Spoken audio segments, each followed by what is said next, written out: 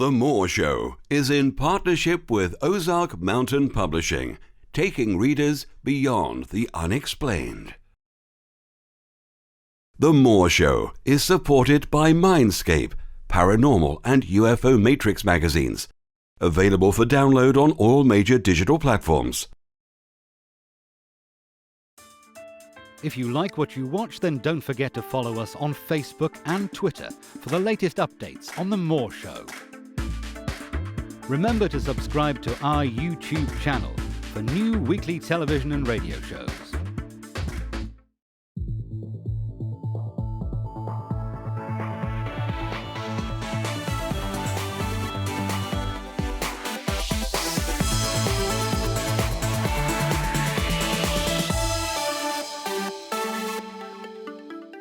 The comments and views expressed on The Moore Show are those of the people that make them and do not necessarily reflect the view of Kevin Moore, The Moore Show, or this radio station and its affiliate or sponsors. This show is for entertainment purposes only.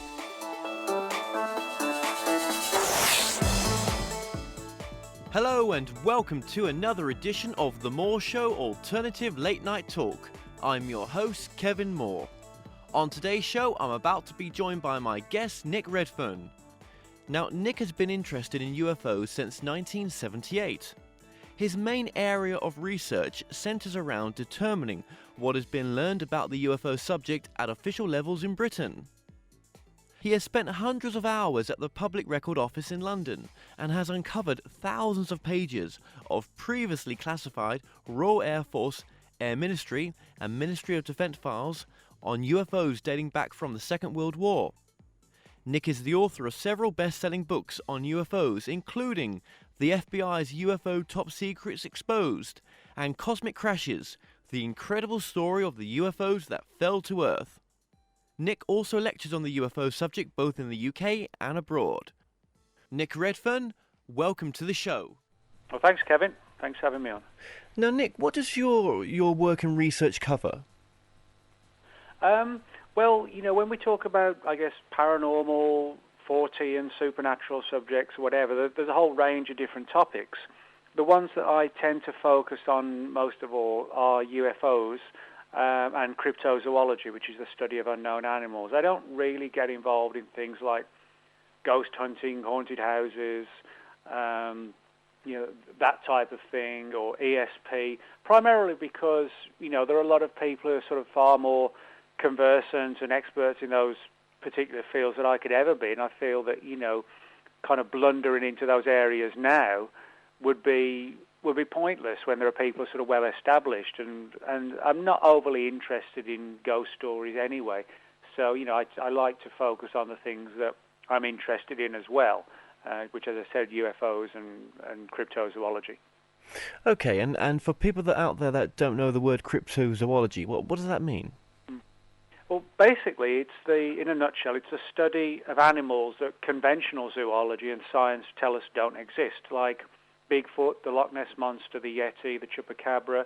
But cryptozoology can also encompass regular animals seen in unusual places. For example, many cryptozoologists in Britain investigate sightings of so-called big cats on the loose, like the Beast of Bodmin and the Beast of Dartmoor and Exmoor. Now, by definition, there's nothing cryptozoological about these animals. They're normal animals, but they're being seen in abnormal places. There shouldn't be large exotic cats running around the British Isles, but there appear to be. So in other words, no one would think twice about seeing a lion in Africa or a mountain lion in the United States, but when it's seen in Britain, it becomes a part of cryptozoology. So, you have that angle as well, but primarily it deals with those animals that science doesn't recognize as existing. Okay, now you've done a number of different books, haven't you? I mean, how many books in total have you written on these kind of subjects? I think I've done about 18 altogether, something like that. And that covers UFOs, alien encounters, crashed UFOs, Bigfoot, the Loch Ness Monster, Chupacabra, government files on all sorts of weird phenomena like spontaneous combustion and Noah's Ark and all sorts of things. Wonderful. No, that's really great. So, okay, now one of the books that I'm going to home in on is the science fiction secret stories. Now, let's go straight into it. And obviously, I've gone through the book briefly, and I want to talk about the Ronald Reagan interest in the aliens and UFOs. Now, wasn't there a screening of E.T. at the White House? Yeah, that's right. I mean, what a lot of people forget is that before he became an actor, before he became president, Ronald Reagan was an actor. And some people were saying he was a pretty good actor when he was president. So, and he, because of his Hollywood background, retained that throughout his life. That had been his career for many, many years. And the Freedom of Information Act has shown that when he was president, Reagan and his wife Nancy watched a tremendous number of films within the White House theatre. It actually is like a small white theatre within the White House, where they have screenings of movies. And they watched, for example, the Poltergeist film, some of the Star Trek films, things like this. And again, this is verified because the government documents showing, the day-to-day activities in the White House that have surfaced through the Freedom of Information Act reflect this. And before E.T. had its full screening, the president and a whole range of people within the administration were given like an advanced viewing of E.T. And reportedly, Spielberg sat next to Reagan, and Reagan supposedly leaned over and said there are only so many people in the room who know how true this story really is. Now, of course, that's somewhat of an apocryphal story because Spielberg hasn't confirmed it, although he hasn't denied it either. He hasn't just really commented on it. But it has done the rounds for a number of years within the UFO field. But there's no doubt that, from what people who were there said, that the film had a profound effect on Reagan. He was sort of said to be viewing it like a little kid, basically, wide-eyed. What's interesting is that in the immediate aftermath of the screening of E.T., Reagan was actually given a behind-closed-doors briefing on the U.S. space program as it stood at the time, 1982. Now, you'd imagine that with it being the U.S. space program, the briefing would have been done by NASA, but it actually wasn't. The briefing was made by the representatives of the National Security Council, which is kind of unusual and intriguing, that Reagan would be given a briefing literally like 24 hours after watching E.T., a UFO-themed production, and then he gets a briefing on the current space situation from the National Security Council rather than NASA. It makes us wonder, what were they telling him that, we don't know about the space program, maybe? Yeah, I mean, it's incredible to think about, isn't it, what Spielberg may have known. I mean, do you think he knew more than he let on? Well, this is one of the theories that things like E.T. and Close Encounters were sort of, I won't say, overtly pushed down, to present a particular scenario, but it has been suggested that perhaps there were subtle pushes and ideas that, hey, it might be a good idea to put this idea into the film and sort of spread it, almost like a meme, if you like, and get people thinking about it and see what the public and the media reaction is to the idea of face-to-face contact with aliens. And as I said, that although a number of people have stated this is fact, Spielberg has actually never confirmed that. It is admittedly speculative, but even though it's speculative, it is interesting that we have these offshoots like Reagan then getting this briefing from the National Security Council. That's what keeps it wide open. And then, of course, this was 82, and mid-80s onwards, Reagan, in his various speeches, began talking and alluding to things like alien invasions and how it would unite us as a planet if the human race faced some sort of external threat, from another world. And again, you have to wonder, was he just being speculative and using this as a good analogy, or was he trying to subtly put a message out there that's, as president, he secretly knew that this wasn't just a hypothesis, that it was potentially a real scenario. There are people on both sides of the fence, basically, even to this day. Well, that's right, because, in his time at the White House, he was part of the big push for the, the so-called Star Wars defense project, an armed weaponry system in space. Which way was it pointing, Nick? Was it, towards us or towards them up there? Well, that's a good question. I mean, arguably, I guess you could point it both ways. It is one of these things where you can put these strands together and actually make a very powerful argument that there were people on the inside who sort of recognized a connection between like Close Encounters ET and were somehow interlinked in with the Star Wars program and Reagan's statements in his lectures, etc. There's actually when you put those pieces together in that fashion, you actually do get an intriguing storyline. Now, another bizarre chapter in your book is about Starling and his attempt to create a sort of a bizarre army. Tell our listeners about the Joseph Stalin incident. Yeah, well, Stalin, the Russian premier, Soviet premier, many, many decades ago, he sort of had this. He was actually a big fan of science fiction, and one of his favourite authors was H.G. Wells. And one of H.G. Wells' most acclaimed novels was called The Island of Dr Moreau. And most of Wells's literary output, and particularly The Island of Dr Moreau, they were designed not just as entertaining sci-fi novels, but they were sort of reflections on what was going on in society at the time. And one of the big things that was being discussed when Wells's novel was written was the whole issue of whether it was right and moral to do like animal vivisection.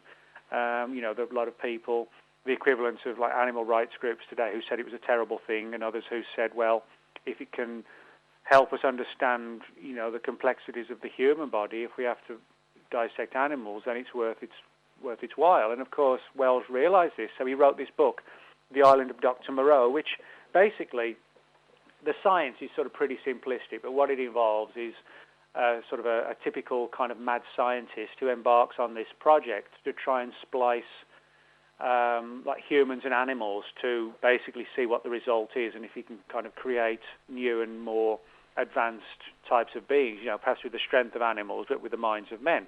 And of course, being an entertaining fantasy/sci-fi novel, it all goes horribly wrong, and these sort of beast men rebel against the Doctor. Now, Joseph Stalin read this particular novel and found it fascinating, and what he actually did was to consult with one of the Soviet Union's sort of leading scientists in the field of, I won't say genetics at the time, because it certainly wasn't, but it was certainly someone who understood the animal kingdom and was looking at alternative ways of rearing animals and things like this. And he came up with this sort of crazed idea of literally mating humans and apes and gorillas. Now, of course, today we're doing things like gene splicing, where, to a degree at least, we have gone down some controversial paths where you can, for example, see cases where there's a famous one of where a human ear grafted onto the back of a mouse. Now, this isn't, as some people have said, the creation of like half human, half mouse animals. It's nothing like that.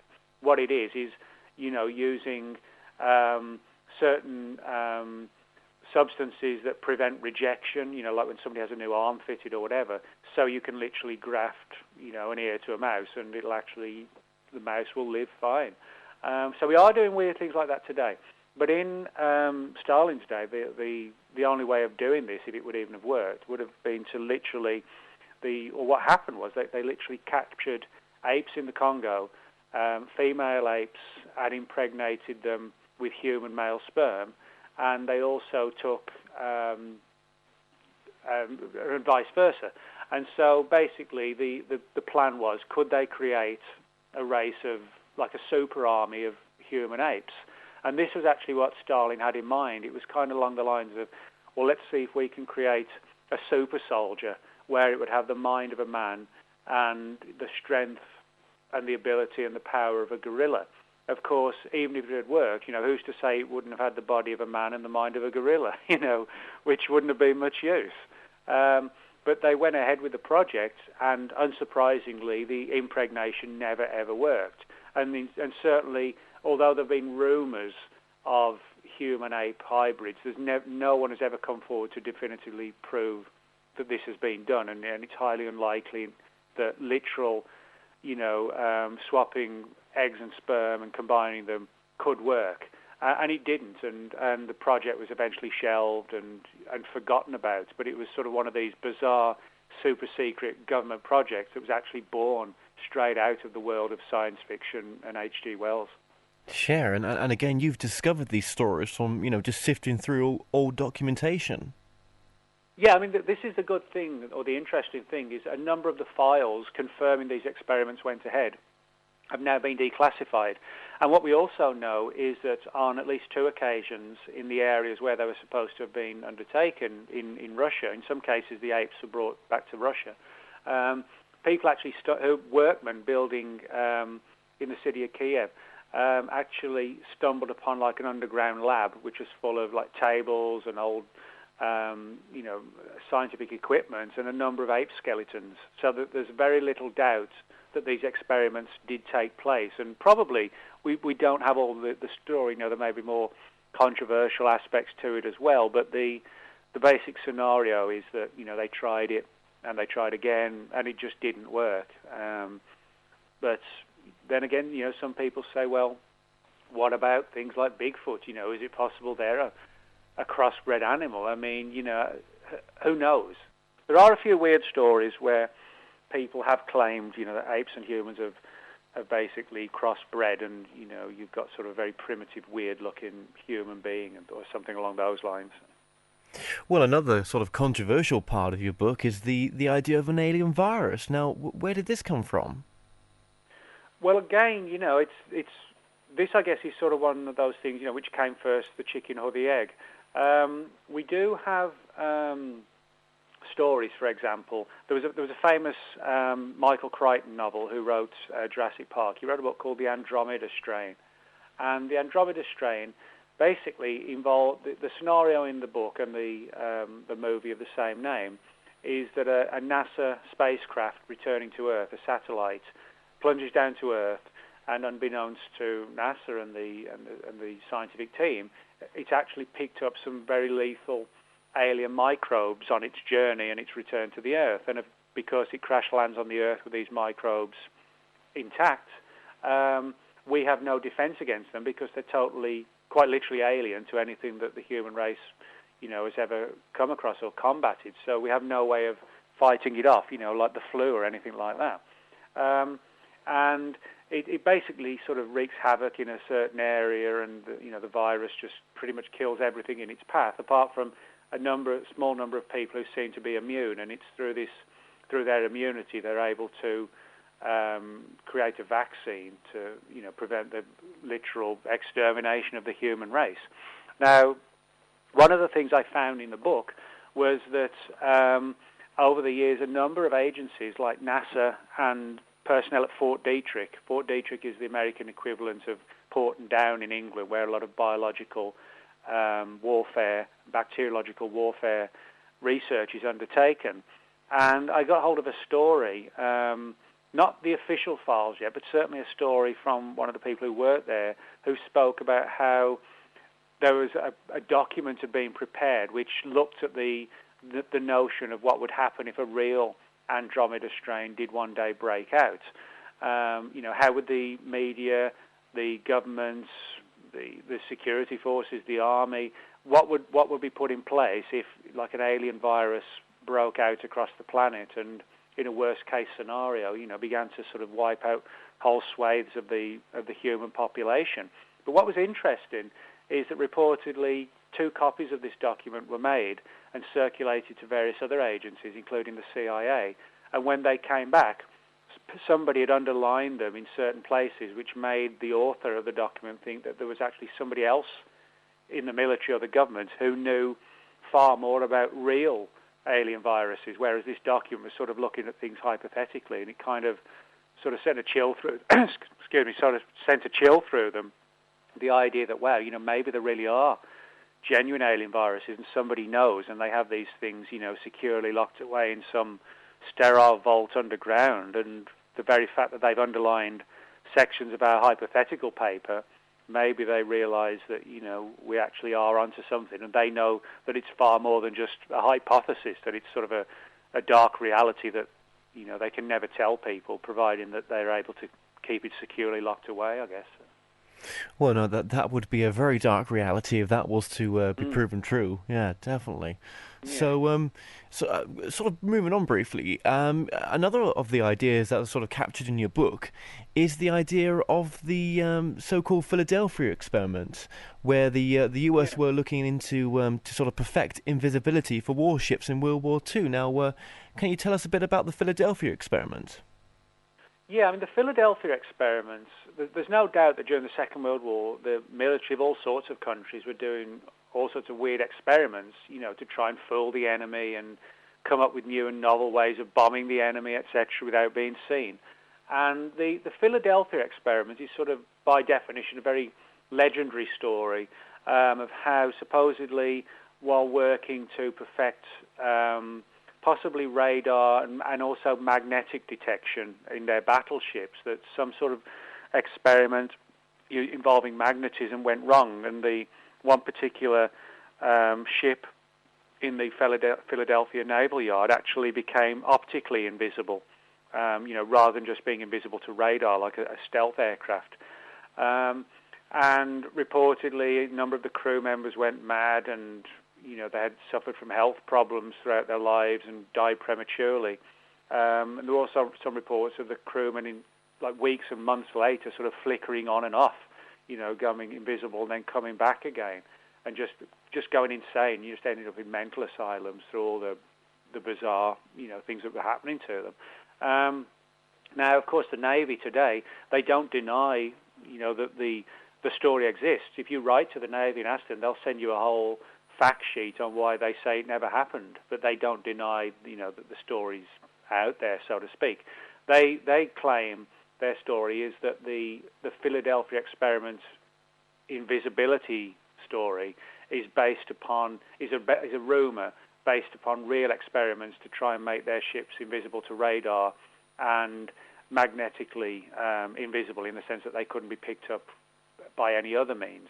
But then again, you have people who were in the air at the time.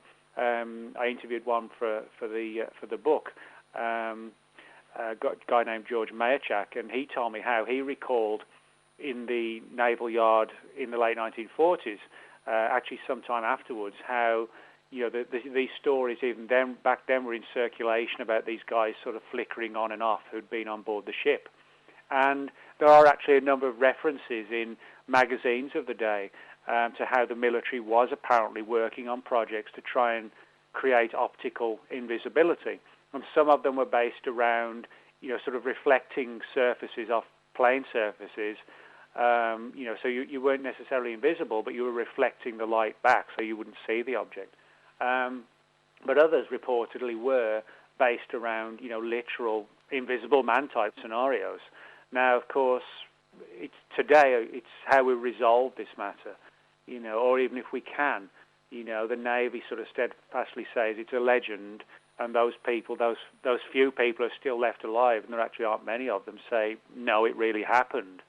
And I think if it did happen, I think one of the notable points is it seems that when the experiment occurred, if it did really happen, the military didn't really know why or how it happened. It was a mistake. It wasn't that it didn't happen the way it was intended to, and maybe that might explain why possibly it's been hidden, and why also maybe we're not seeing such things being employed on a large scale today, because no one's really sure how they did it back then, and perhaps they're not able to reproduce it again today, on request. It may be just something that happened, anomaly, and they don't really know what caused it, so to speak.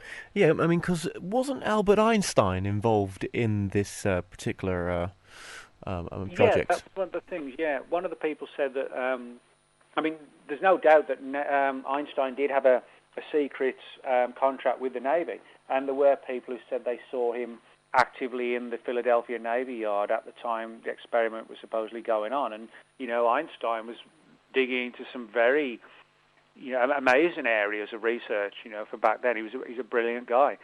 So, that's one of the things that also adds to this particular story, that not only do you have a sort of really radical experiment, but you have one of sort of the finest and most alternative minds as well in the scientific community of the day, allegedly involved in this particular project. And, again, I think if it occurred, all the evidence points to that maybe maybe optical invisibility wasn't the actual goal, but if it did happen as a byproduct of sort of these powerful devices they were using in other areas, that it really could have been, well, how the hell did we do that? Yeah. And we want to do it again, but no one was ever able to. It's a difficult story because of the passage of time and the very few people who are now left, and the lack of official documents, that can offer us further light on what did or didn't happen. So. Well, it's an incredible story, and I believe there was a movie made called The Philadelphia Experiment. So there's actually, the first one's not so bad. I think there was a follow-up which wasn't so good, but the first film's pretty good, and it does pretty much stick to the conventional, if there's anything conventional about it, the conventional story and legend of the Philadelphia Experiment. Now, back home here, the British Ministry of Defence, you dug up documentation to say that they offered assistance to the BBC in a sci-fi fiction TV series. Now, I think it was called Invasion Earth. Now, to tell us about that and what you've discovered.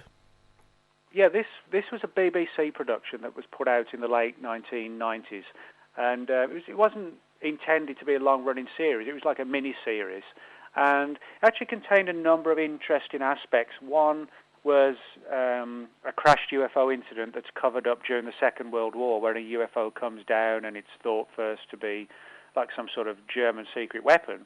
And then it's actually shown, because they find a crew member, to be not like a German secret weapon or like a psychological hoax, but an alien craft. And because the war's on, the government basically keeps the creature in solitary confinement, and the whole story's buried.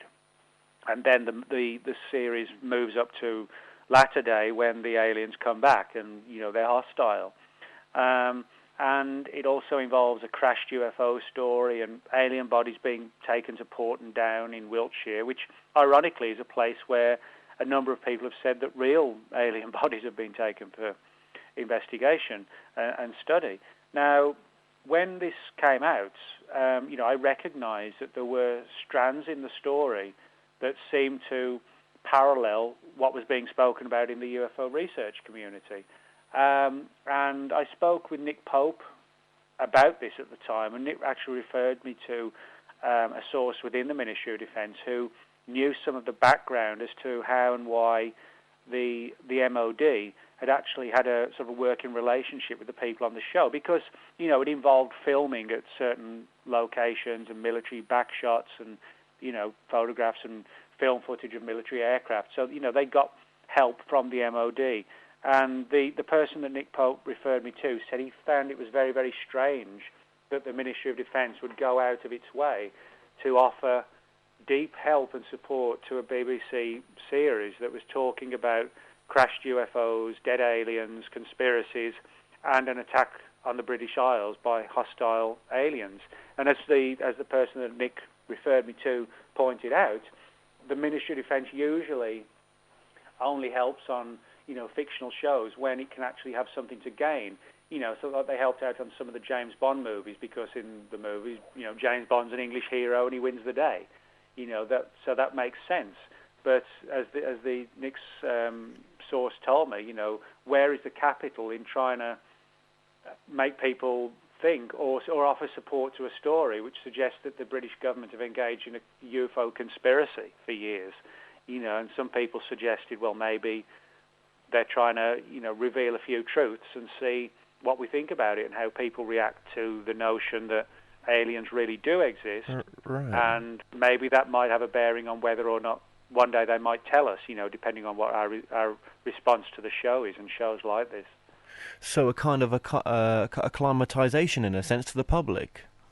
Yeah, that was one of the theories that was put forward, that it was illogical for the MOD to get involved in something unless they had a reason for doing so, and no other reason sort of fit the bill, because it would just, otherwise it painted them in a light of, I guess engaging in some sort of big cosmic conspiracy where there was no capital really in admitting in that, unless, you had another reason like that. So. Now, another one of your favourites, which you mentioned at the beginning of the show, is obviously Cryptozoology, and there was a book you did, I believe, Memoirs of a Monster Hunter. Now, how did that book come about? Well, basically, I mean, I've done a lot of crypto investigations going back to the mid to late 1980s, so sort of 25 years almost, rather depressingly. And I've done various books that sort of chronicle the investigations into crypto that I've done, and these are pretty much all written in sort of a road trip style, very much different to my other books, in the sense that, you know, it sort of follows in like a diary format of the nature of the investigation. And Memoirs of a Monster Hunter basically chronicles the first 5 years of investigations I've done in the United States. I moved over here about 10 years ago. And so it follows me making several expeditions to Puerto Rico, looking for the chupacabra, Bigfoot in some of the larger United States forests, lake monsters, and, you know, pretty much anything that's sort of an unknown animal. You know, if I went investigating it in that period, I did a chapter on it in the book. So, in your opinion, then, what is Bigfoot? Well, you know, I mean, there are a lot of theories. I mean, some people take the view that, you know, could it be an ancient primitive man that survived extinction? I think that's less likely because it does seem more ape-like. Now, what a lot of people don't realize is up to about 500,000 years ago, a very large ape, much bigger than the so-called silverback gorillas in Africa, actually lived in China and parts of Tibet, where the Yeti is seen today. And it was called Gigantopithecus. And jawbones and teeth of Gigantopithecus have been found. This isn't a legend, you know, this is a verifiable fact. And based on the size of the jawbones and the teeth, people have suggested, zoologists, even conventional zoologists have suggested that Gigantopithecus looked pretty much like a regular gorilla, but was like a knuckle walker, as they call it. It didn't walk on 2 feet because it was so massive that it was actually sort of about possibly 10 to 11 feet tall had it stood upright, but it was so huge that it walked like a gorilla. Now, when you consider that the sightings of the Gigantopithecus and the bones being found in China, and today you have a Chinese equivalent of Bigfoot, which is known as the Yeren, and in Tibet, you know, which is no distance away at all, you have the Yeti. I think it's entirely possible that what people are seeing are relic surviving populations of Gigantopithecus. Now, over 500,000 years, they may well have adapted and changed quite radically. You know, if you look at how the human race has changed quite radically, you know, over the same time period. You know, you can go into any pub in England. You go into a 500-year-old pub, you have to stoop to get in the doorway because the doors were so low, because the people were smaller. That's 500 years. 500,000 years would allow for Bigfoot to, you know, look like it does today, but be radically different from how Gigantopithecus looked 500,000 years ago. And I actually think that, you know, when the nations were more landlocked, when there was actually, you know, connecting land between the Soviet Union and the United States, it's possible that some of these creatures, which have been seen in China and Russia, potentially could have sort of migrated across to the US, and then when, you know, after the ice ages and the land split, etc., they were trapped in the US. And I actually do think that is a sort of a viable explanation for what these creatures are. What about the theories that it's not from this world? Well, you know, I mean, I have to admit, and, you know, I don't shy away from this. Some cryptozoologists don't like discussing the fact that some Bigfoot cases seem to take the creature away from purely being a flesh and blood, quote, normal animal. I mean, there are cases where people have said they've seen Bigfoot in conjunction with UFO sightings. You know, they've seen a Bigfoot and then this sort of strange light has shot out of the woods into the sky. There are other cases where people have been tracking Bigfoot tracks, footprints in the snow, and they literally just come to an end as if the creature's just vanished. And there are people who've said they saw a Bigfoot-type creature in the woods that literally kind of vanished in like a camera flash. And there are even a few reports of people who've said they've seen Bigfoot coming out of what looks like a classic flying saucer. Now, there's only two ways to take these stories. Either they're the literal truth or they're not.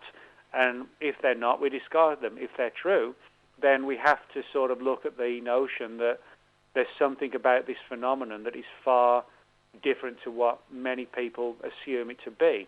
I think, from my perspective, although I think the Gigantopithecus theory has some validity to it, it cannot be valid if these paranormal aspects of the stories are real.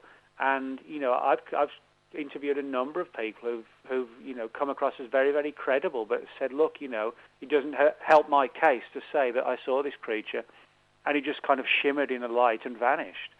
But I've spoke to people on many occasions who've said exactly those types of things. So if that is the case, then we are dealing with something that goes far beyond even the realms of cryptozoology. It may involve, something to do with things like quantum physics. People have talked about whether these creatures can literally sort of negotiate different dimensions. They have a physical ability to do this and sort of wink in and out of our world. There's always this tendency, I think, to think if something looks like a large, brutish animal, it's large, dumb, and brutish. They may actually be very highly intelligent animals, but that look savage. I think, it's sort of preconceived beliefs on how, and prejudices on how something looks has a bearing on its intelligence. But there are a lot of cases where it seems Bigfoot has the ability to anticipate when we're in the area. There are even stories about Bigfoot possibly possessing something known as infrasound. Infrasound is basically something that is now being developed by the military, where it's like an acoustic weapon, where you don't disable the enemy by shooting them or whatever, but you sort of dispatch like sound waves to disrupt the nervous system. And a number of people have felt this exact same feeling around Bigfoot. And one of the theories is that Bigfoot has the ability to kind of externalize and direct sound waves. It sounds bizarre, but there actually is a whole sort of stash of research has been done in this area, suggesting that, in the same way that bats kind of use, in simple terms, like radar to negotiate in the dark, that possibly Bigfoot has the ability to sort of, utilize sound waves as almost like an acoustic weapon, if you like. So. Incredible. So, this creature could be highly intelligent and even more so intelligent than us. Yeah, I think, the thing we have to look at with Bigfoot is that despite all the searching we've done for it, we've never caught one.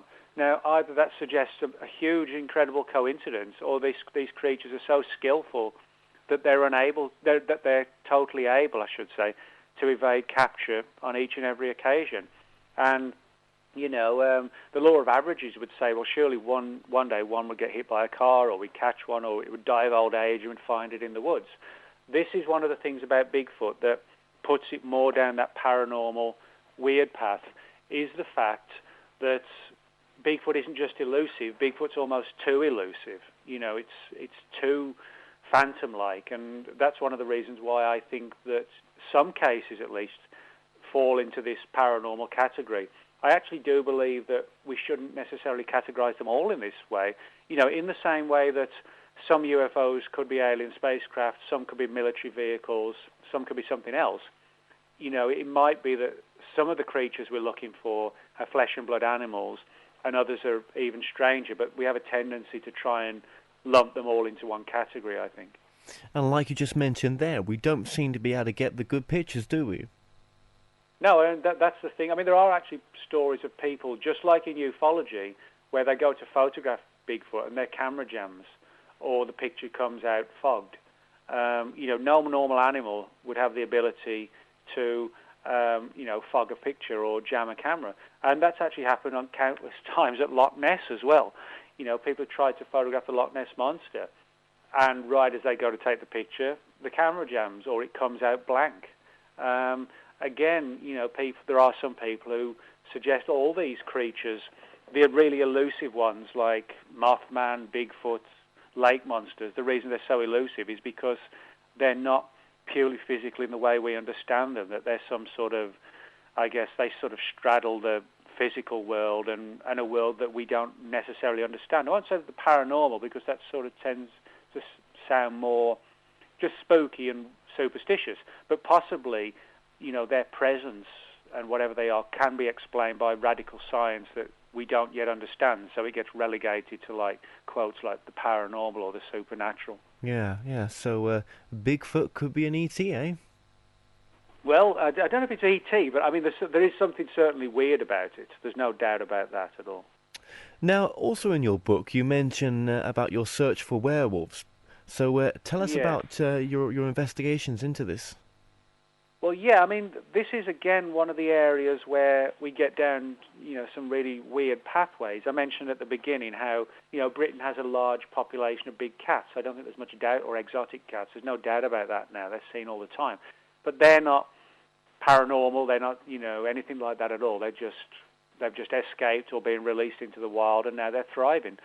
But werewolves, these are sort of a very different breed of creature. Now, of course, everybody is familiar with the whole Hollywood film scenario of, a guy bursting out of his clothes and turning into like this huge wolf-like creature, man-like creature with like an Alsatian's head or whatever. And that's what we hear a lot of in werewolf lore and legend and folklore.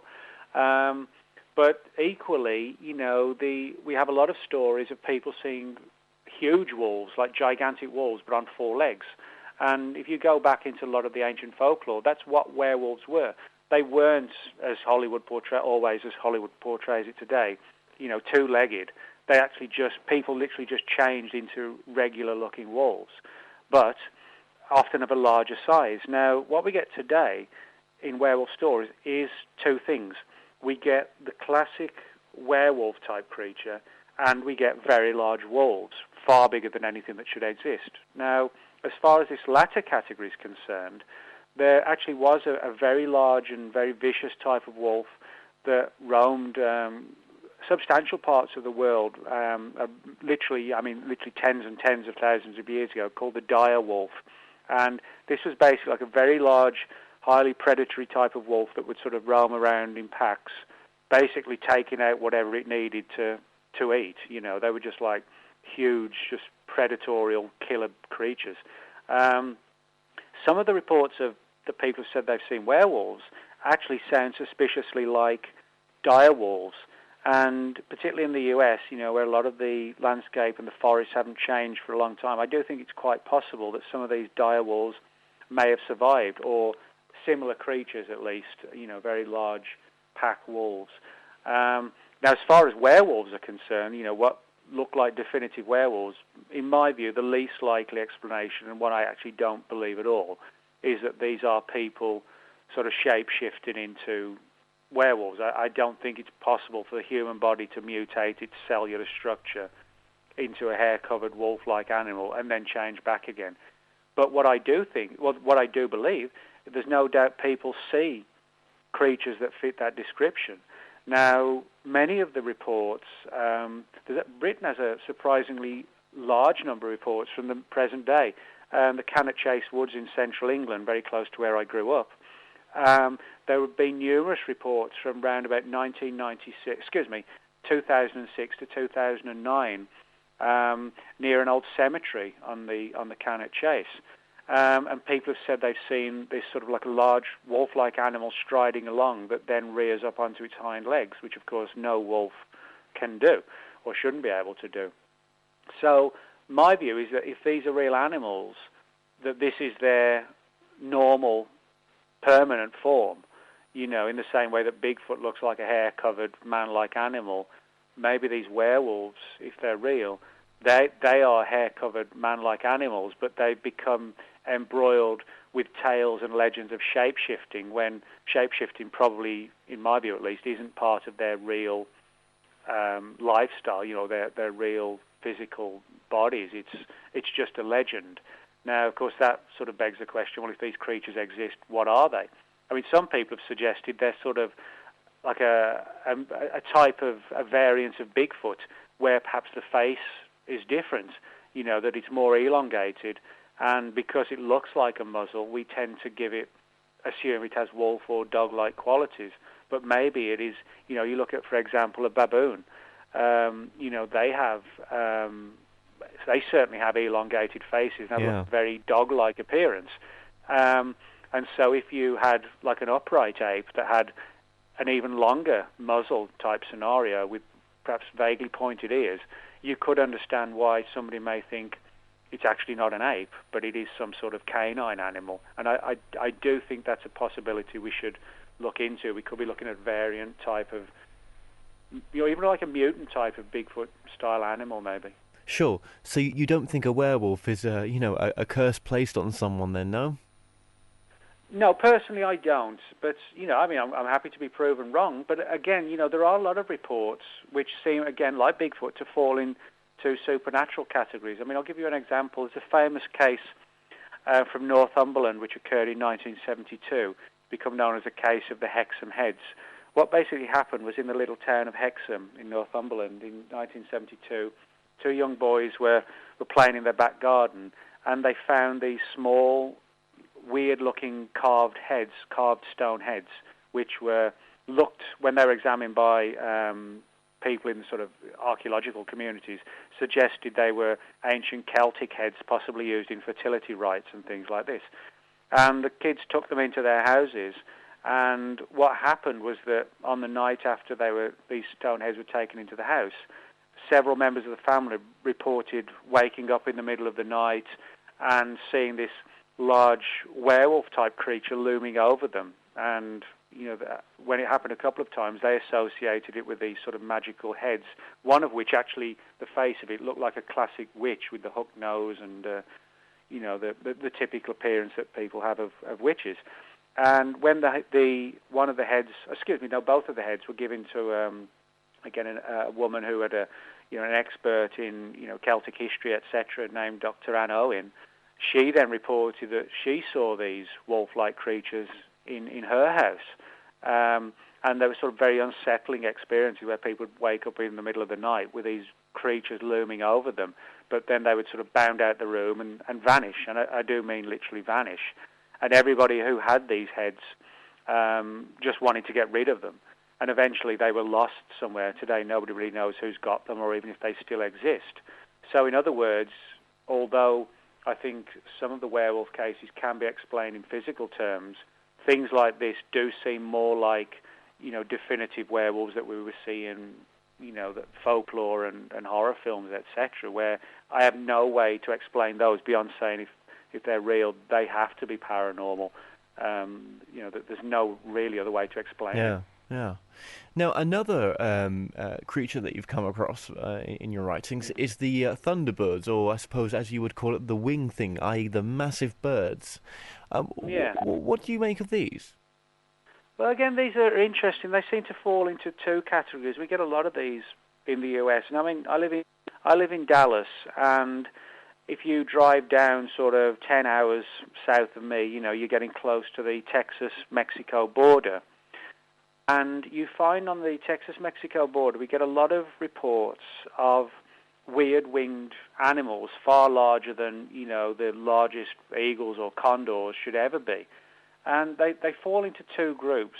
One of them look like just gigantic birds, with wingspans of sort of 15 to 20 feet.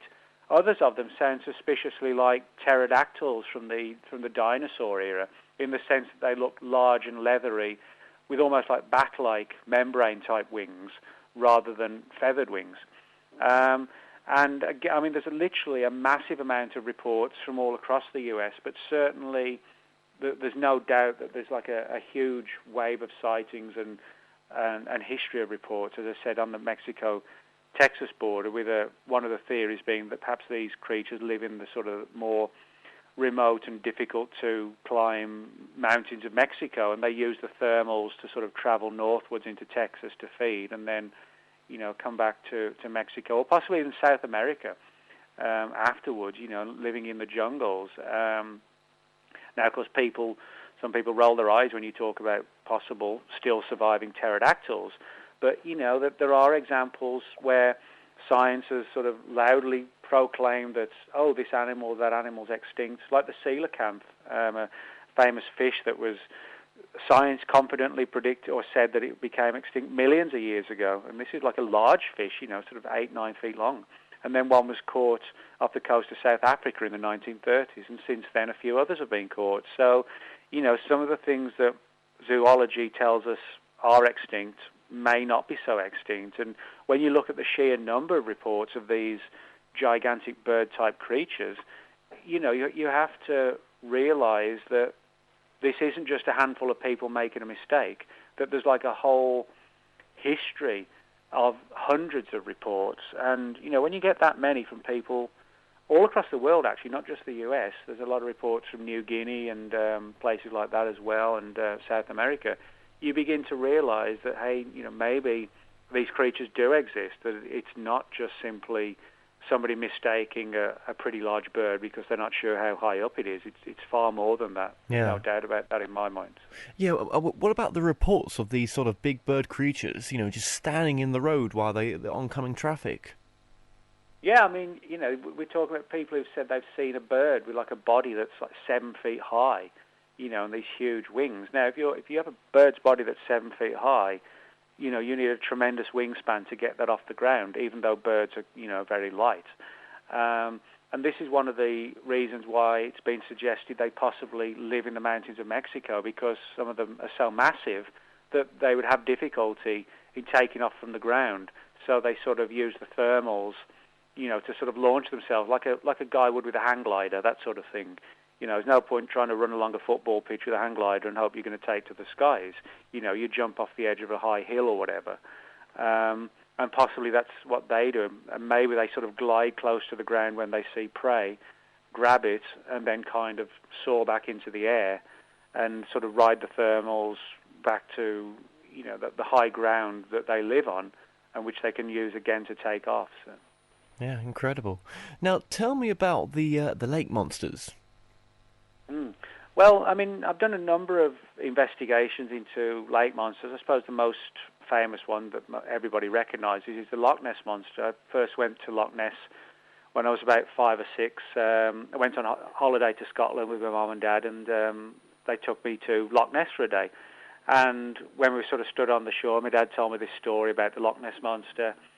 And, you know, at that age, you sort of equate stories of monsters with stories of monsters in the wardrobe or under the bed. You know, it doesn't sort of really percolate through as to the implications. But as I got older, you know, I remembered going there, and it sort of fascinated me. I began reading some of the early books on the Loch Ness monster when I was like 11 or 12 or whatever.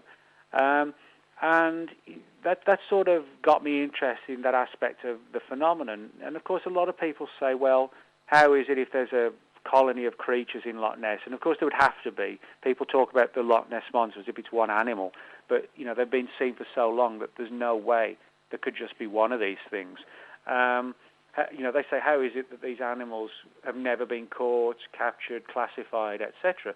A lot of people don't realise how big Loch Ness is. You know, I mean, it's 23 miles long, at its widest point it's a mile wide, and it's about 700 feet deep.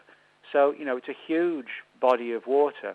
And if these creatures, primarily like fish, derive their oxygen from the water, they would very rarely have to surface. In fact, they probably wouldn't ever need to surface other than out of curiosity or whatever. And certainly that seems to be the case. You know, people report seeing this long neck and hump break the water surface for 5-10 seconds, and then they're gone again.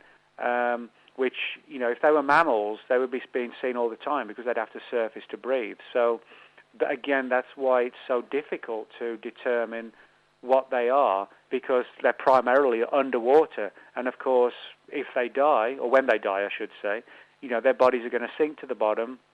And of course, nature's going to clean things up. The smaller animals and fish will feed on them. So, in other words, unless we can be in the right place at the right time in a 22-mile-long, 700-foot-deep lake to be right there when the monster dies or whatever and recover parts of it, there's no real way to solve the mystery, I don't think. It's, you know, it's just very, very difficult. Now, there have been reports of people seeing creatures sort of basking on the shore, particularly late at night.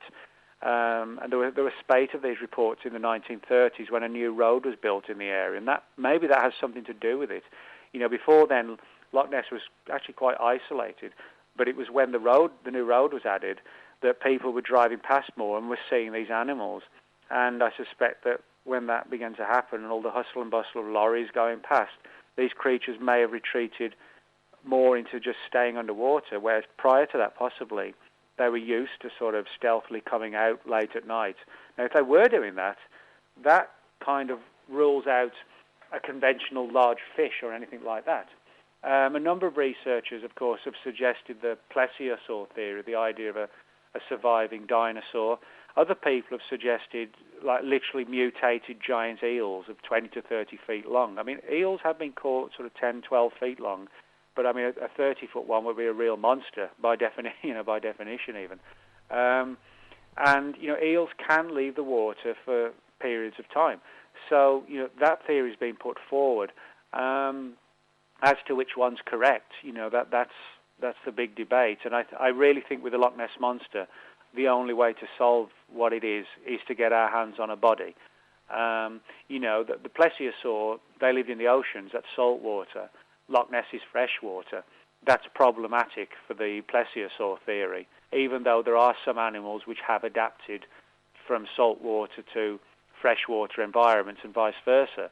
But, for a large colony of carnivores, that the plesiosaur was a carnivore, you would also need a large colony of animals to have a viable, healthy species without inbreeding. And then, of course, people say, well, is there sufficient enough fish in Loch Ness to feed, maybe 20 flesh-eating carnivorous animals at any given time? So, these are the questions that we sort of apply science to try and resolve the matter as well. But regardless of what the Loch Ness monsters are or aren't, there's absolutely no doubt in my mind that there are unusual animals in Loch Ness of a pretty extraordinary size.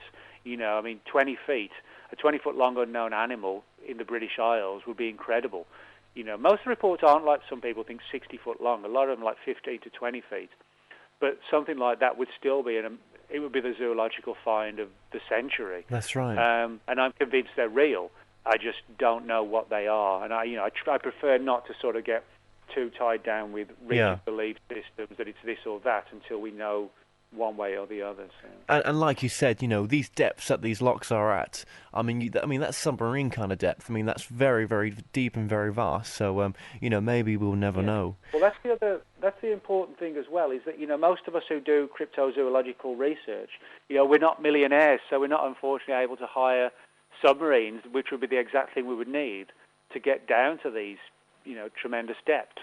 And the only way, the only times submarines have been used, it has happened, but, you can sort of count them on two hands. If we had somebody who could sort of, I guess, fund a viable, ongoing project where we could sort of be down there, or have a team down there all the while, back and forth, under the depths of the Loch, I actually do believe we could get some valuable evidence. But again, it comes down to resources, manpower, financing, and having the technology, like a little mini submarine or whatever, to actually do it. That's one of the challenges. Is actually having the technical capabilities to look for these things. Yeah, definitely. So, at the end of this book, then, what did you conclude? Well, my conclusion is kind of like I mentioned in the last few questions. I think there are strange animals out there, but some of them I'm sure are animals that have survived extinction when science tells us they are extinct. Others, I think, could be new animals. I actually think there is a possibility that the Loch Ness Monster, we're all trying to find, is it this, is it that? It could well be a form of creature that science actually hasn't classified yet, it doesn't know about it even. I don't rule that out as a definite possibility. And I also think that some of these creatures are more paranormal than they are physical, or they seem to have extraordinary skills and talents and senses that seem to make them more paranormal. And things like the Hexham Head story, those to me are definitively supernatural. So I think we have real animals, possibly extinct animals that are still alive, and we have animals that we have no real explanation at this time as to what they are, other than to say they don't seem to operate by our normal physical laws. And Nick, where can people get your books from? All good book-selling outlets, all good bookshops, probably a few bad ones as well. So. Okay. And do you have a website? Yeah, it's nickredfern.com, and people can contact me at the website and learn more about the books. And I also do a lot of blogging. If people click on the blogging section of the website, that'll take you to all my various different blogs on Bigfoot, strange creatures, UFOs, pretty much everything I've written about. I've got sort of separate blogs for those subjects. So. Nick Redfern, thank you so much for joining us today. All right, thanks a lot. Thanks, Kevin. To find out more information on Nick Redfern, go to nickredfern.com or go to my website, themoreshow.co.uk, and look up Nick Redfern under past guests. Well, until next time, be safe.